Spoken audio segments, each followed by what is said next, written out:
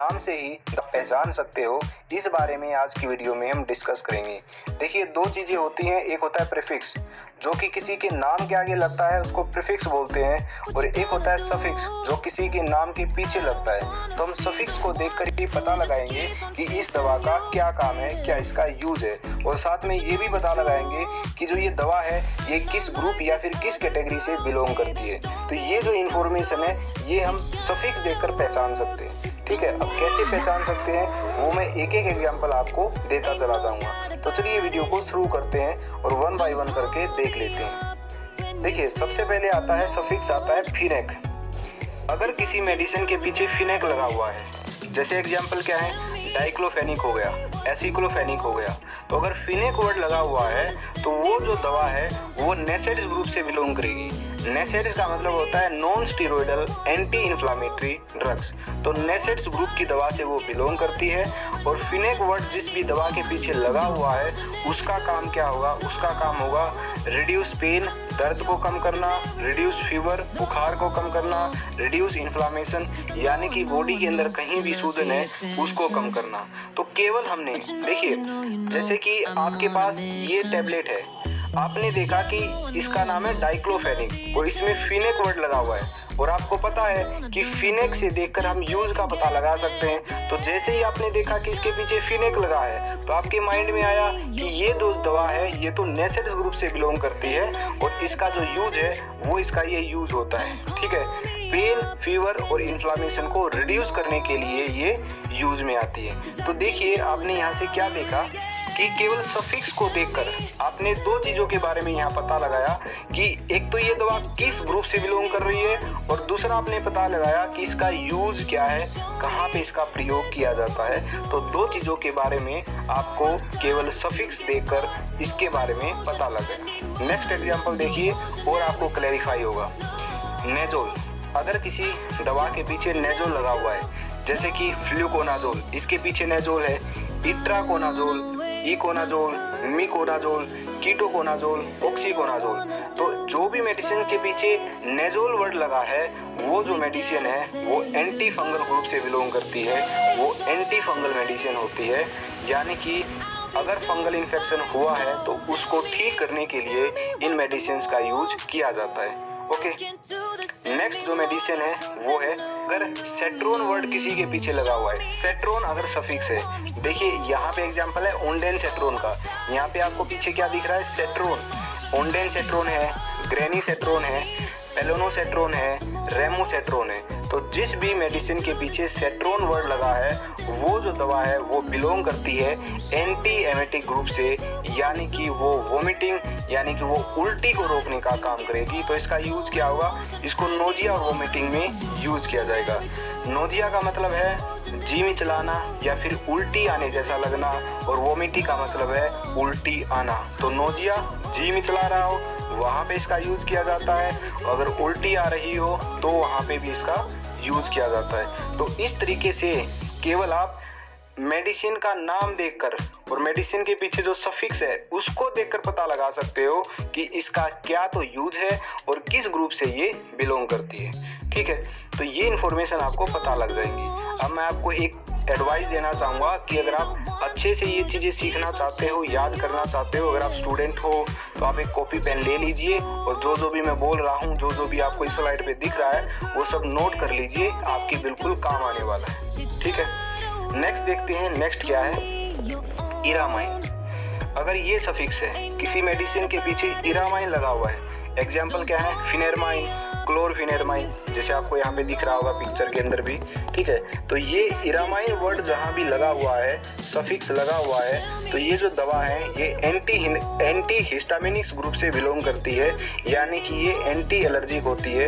इनका जो काम होता है, जो ये यूज होता है वो एलर्जी के अंदर होता है, एलर्जी को ठीक करने के लिए इसका यूज किया जाता है। नेक्स्ट देखते हैं, नेक्स्ट है प्रिल। अगर किसी दवा के पीछे प्रिल लगा हुआ है, प्रिल जैसे कि कैप्टोप्रिल, इनेलप्रिल, रेमिप्रिल, लिंसोप्रिल, ये जो दवा है जिनके पीछे प्रिल लगा हुआ है ये एसी इनहिबिटर होते हैं। ठीक है, एसी इनहिबिटर होते हैं। एसी का मतलब क्या है, एंजियोटेंसिन कन्वर्टिंग एंजाइम। तो ये इस एंजाइम को इनहिबिट करते हैं।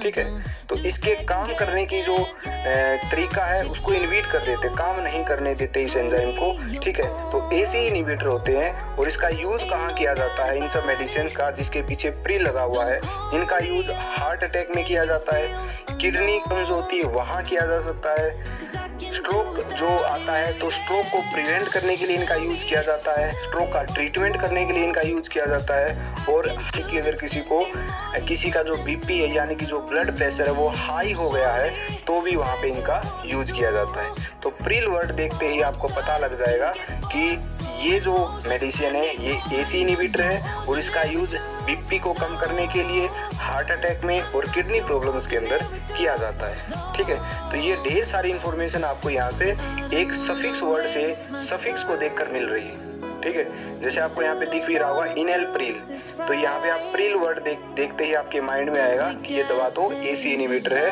और यहाँ इसका यूज किया जाता है। वैसे ही एक और दिख रहा होगा कैप्टोप्रिल, तो यहाँ भी प्रिल लगा हुआ है, तो जैसे ही आपको तुरंत याद आएगा कि ये एसी इनहिबिटर है। तो ये जो चीज़ें हैं ये आपको याद करनी पड़ेंगी, आपको पता होना चाहिए कि ये जो सफिक्स है ये अगर आएगा तो इसका ये यूज है और इस कैटेगरी से ये दवा बिलोंग करती है। तो ये आपको याद करना पड़ेगा, और याद करने का सही तरीका क्या है? सही तरीका होता है कॉपी लीजिए, पेन लीजिए और जो भी चीज़ें मैं बोल रहा हूँ, जो भी चीज़ें आपको स्लाइड पे दिख रही हैं वो सब आप कॉपी के अंदर लिख लीजिए और फिर बाद में इसको याद कर लीजिए। हुआ है for example amoxicillin, ampicillin, penicillin G, penicillin V, बिकामसिलिन। तो किसी भी दवा के पीछे सिलिन वर्ड लगा हुआ है तो आपको तुरंत समझना होगा कि वो पेनिसिलिन एंटीबायोटिक ग्रुप की दवा है, यानी कि वो एंटीबायोटिक है और पेनिसिलिन ग्रुप से बिलोंग करती है। तो एंटीबायोटिक है तो उसका यूज किया जाता है इन्फेक्शन को ठीक करने के लिए। तो जिस भी दवा के पीछे सिलिन वर्ड लगा हुआ होगा वो पेनिसिलिन एंटीबायोटिक्स होगी और उसका यूज किया जाएगा बैक्टीरियल इन्फेक्शन को ठीक करने के लिए। ओके, नेक्स्ट है स्टेटिन। किसी भी दवा के पीछे स्टेटिन लगा है, जैसे कि लोवास्टेटिन, एटोरवास्टेटिन, रोजवास्टेटिन। तो ये जो दवा है, जिस भी दवा के पीछे स्टेटिन वर्ड लगा हुआ होगा तो ये इन दवाओं का यूज किया जाता है कोलेस्ट्रॉल लेवल को कम करने के लिए। किसी भी व्यक्ति के अंदर कोलेस्ट्रॉल का लेवल अगर बढ़ गया है तो उसको कम करने के लिए, नॉर्मल लेवल पर लाने के लिए इन दवा का प्रयोग किया जाता है। अब देखिए, अगर किसी व्यक्ति के अंदर कोलेस्ट्रॉल लेवल बढ़ जाता है तो उसको कंट्रोल करना बहुत ही जरूरी होता है, क्योंकि उसे हार्ट प्रॉब्लम्स हो सकती है, लाइक हार्ट अटैक तक आ सकता है। ठीक है, बीपी बढ़ सकता है। तो ये हार्ट की प्रॉब्लम्स है जो कि कोलेस्ट्रॉल लेवल बढ़ने की वजह से होती है।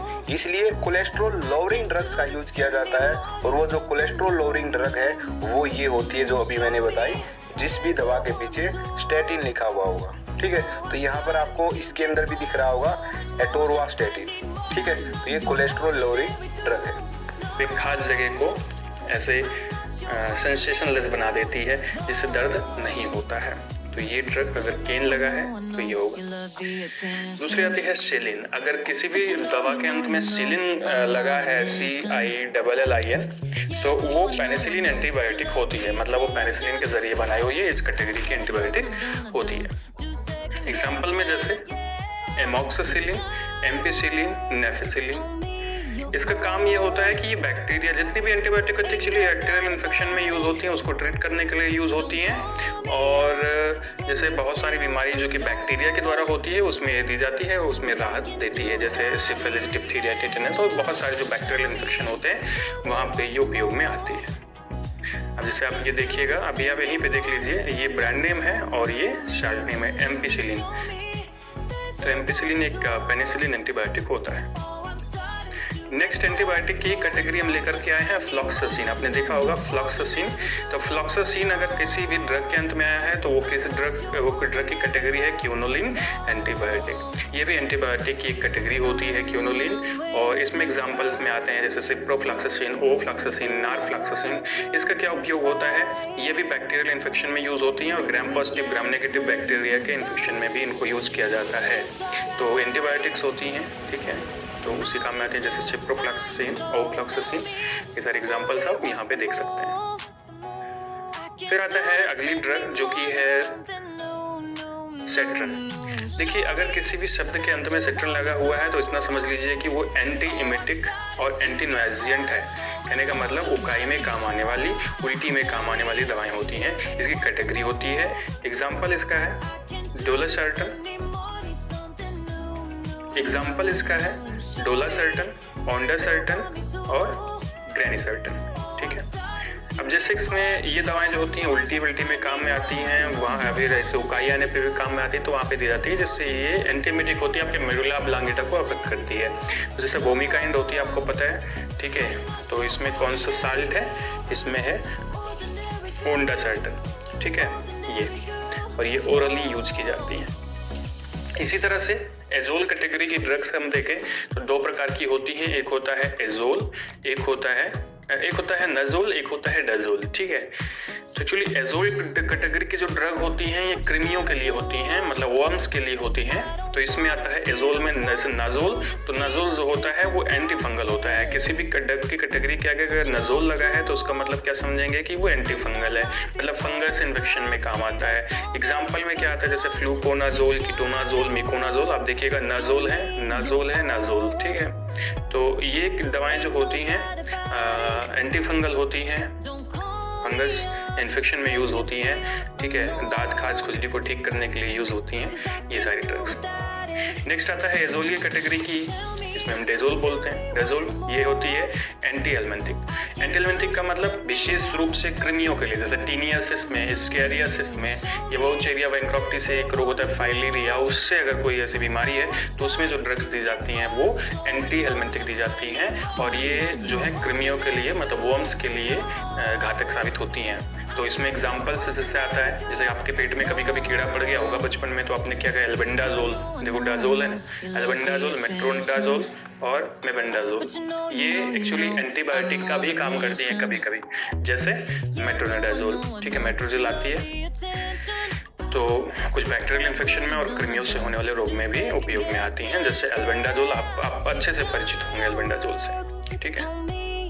नेक्स्ट ड्रग आती है आपकी वाइटल। अगर किसी भी ड्रग के अंत में वाइटल लगा हुआ है तो वो बार्बिचुरेट्स होती हैं, वो सेडेटिव होती हैं। उनकी कैटेगरी क्या है, सेडेटिव की है या बार्बिचुरेट, जो बार्बिचुरेट छोड़ दिए सेडेटिव की है। तो सेडेटिव एक्चुअली होता क्या है, सेडेटिव का मतलब होता है कि कुछ ऐसी ड्रग्स जो आपको ऐसे नींद ला दें और आपको सुला दें, उनको हम लोग बोलते हैं सेडेटिव ड्रग्स, ठीक है। सेडेटिव मेडिसिन मतलब आप नींद की जितनी भी गोलियां होती हैं वो सेडेटिव होती हैं, जिससे आप सो जाते हैं, ठीक है। तो इसका एग्जांपल जैसे है ब्यूटाबार्बिटल एंड ब्यूटालबाइटल और फिनोबार्बिटल। अगर ये लिखा हुआ है साल्ट में तो इतना जान लीजिए कि वो सेडेटिव ड्रग है, उसको खाने से आपको नींद आएगी और आप सो जाएंगे, ठीक है। तो ये ज़्यादातर नींद लाने के लिए काम में आती हैं और इसके साथ साथ में दर्द में भी राहत करती हैं। आप सोएंगे तो ऐसे भी दर्द में राहत कुछ ना कुछ मिलेगी। तो गाइस ये थे 7 ड्रग्स के नाम, उनके सफिक्स से हम लोगों ने पता कैसे करना है कि कौन सी ड्रग है। आगे हम जल्दी इसकी वीडियोस लाते रहेंगे जिससे आपको और भी चीज़ें पता चलती है। वीडियो में मैटर कुछ और बढ़ाएंगे तो आपको ज़्यादा सा अच्छा लगेगा और ज़्यादा कुछ समझ में आएगा।